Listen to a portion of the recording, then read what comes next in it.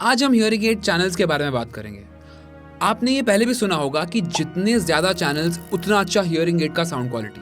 Hearing care professionals ये बोलते हैं और डॉक्टर्स भी यही बोलते हैं। पर अगर मैं आपसे ये कहूँ कि आपको एक सर्टेन पॉइंट के बाद सिर्फ हियरिंग एड चैनल्स बढ़ने की वजह से साउंड क्वालिटी में कोई रियल डिफरेंस महसूस नहीं होगा। नमस्कार, मेरा नाम है Chintan Bhayani and I am the founder of Sinwa hearing.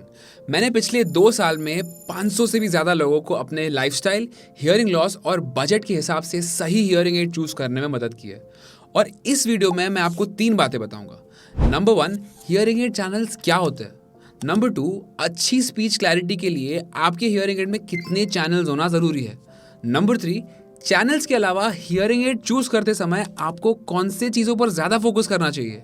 और ये 3 चीज़ें समझने के बाद आपको समझ आ जाएगा कि जितने ज़्यादा channels is not equal to ज़्यादा अच्छा साउंड क्वालिटी। कितने चैनल्स होने चाहिए ये समझने के पहले बहुत ज़रूरी है समझना कि चैनल्स मतलब क्या।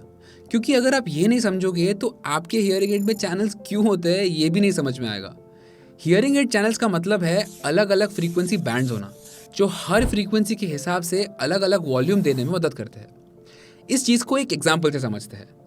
आपने अपने फ़ोन के या कार के साउंड सेटिंग में इक्वलाइज़र देखा ही होगा, जहाँ पे लो, मीडियम और हाई फ्रीक्वेंसी वॉल्यूम एडजस्ट करने के लिए अलग अलग ट्यूनर दिए होते हैं। इसको बैंड्स या चैनल्स की तरह समझो। ये इक्वलाइज़र सेटिंग की वजह से ही जिसको जिस हिसाब से म्यूज़िक सुनना पसंद है, उस हिसाब से अलग अलग फ्रीक्वेंसी पर वॉल्यूम चेंज करके अपने पसंद के हिसाब से म्यूज़िक सुन सकते हैं। वैसे ही हियरिंग लॉस के केस में सबको अलग अलग फ्रीक्वेंसी पे अलग अलग हियरिंग लॉस होता है। अगर आप आपका हियरिंग टेस्ट रिपोर्ट देखेंगे तो आप यही नोटिस करोगे। और इसका मतलब ये है कि हर फ्रीक्वेंसी पे हियरिंग एड का वॉल्यूम भी लॉस के हिसाब से अलग अलग होना चाहिए। ये थोड़ा टेक्निकल हो रहा है बट मैं बहुत आसान भाषा में समझाने की कोशिश करूंगा। जैसे इस एग्जाम्पल में राइट कान में आपका एवरेज लॉस है 55%। हम सब सिर्फ यही देखते हैं कि हाँ मुझे 55% लॉस है, पर नोटिस करना कि एक्चुअल में हर फ्रीक्वेंसी पर लॉस अलग अलग है। जैसे 250 हर्ट्ज पर 30% लॉस है, 500 हर्ट्ज पर 40% लॉस है, 1000 हर्ट्ज पर 50% लॉस है एंड आगे की फ्रीक्वेंसीज पर भी आप देख सकते हैं कि लॉसेस अलग अलग है। अब हियरिंग एड का गोल होता है कि ये सारे लॉसेस को 0% पे लाना। अब जब हर फ्रीक्वेंसी पर लॉस अलग अलग है तो हियरिंग एड का वॉल्यूम भी हर फ्रीक्वेंसीज के हिसाब से अलग होना चाहिए। तो इस एग्जाम्पल में थियोरेटिकली आपके हियरिंग एड का वॉल्यूम 250 हर्ट्ज पर प्लस 30% होना चाहिए। वैसे ही 500 हर्ट्ज पर प्लस 40%, 1000 हर्ट्ज पर प्लस 50% एंड आगे के फ्रीक्वेंसीज पर भी आप देख सकते हैं कि वॉल्यूम अलग अलग होना चाहिए। फ्रीक्वेंसीज के हिसाब से वॉल्यूम इंक्रीज करना चैनल्स की वजह से ही पॉसिबल होता है। चैनल्स की वजह से ही हियरिंग एड्स हमको जिस फ्रीक्वेंसी पर जितना वॉल्यूम का ज़रूरत है उतना वॉल्यूम दे पाते हैं। अगर चैनल्स बहुत कम होंगे तो सही वॉल्यूम नहीं मिलने की वजह से हियरिंग एड से स्पीच की क्लैरिटी नहीं मिल पाएगी। तो अब ऑब्वियस सवाल आता है कि हियरिंग एड्स में कितने चैनल्स होने चाहिए, क्योंकि हियरिंग एड कंपनीज 6 चैनल से लेकर 16, 24 यहाँ तक कि 48 चैनल तक के हियरिंग एड्स भी बनाती है।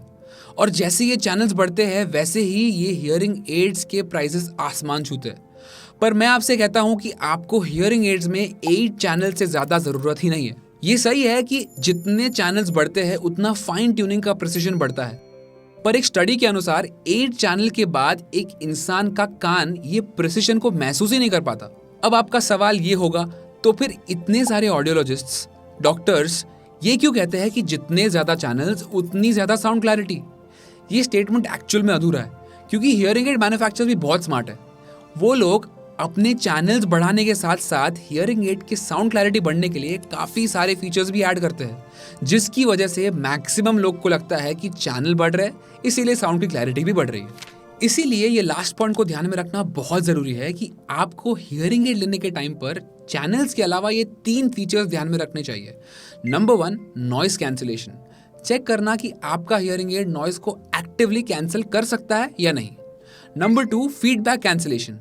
ये भी चेक करना कि आपका हियरिंग लॉस अगर 80% से ज़्यादा है तो आपका हियरिंग एड फीडबैक को या सीटी बजने वाली आवाज़ को प्रिवेंट कर सकता है या नहीं।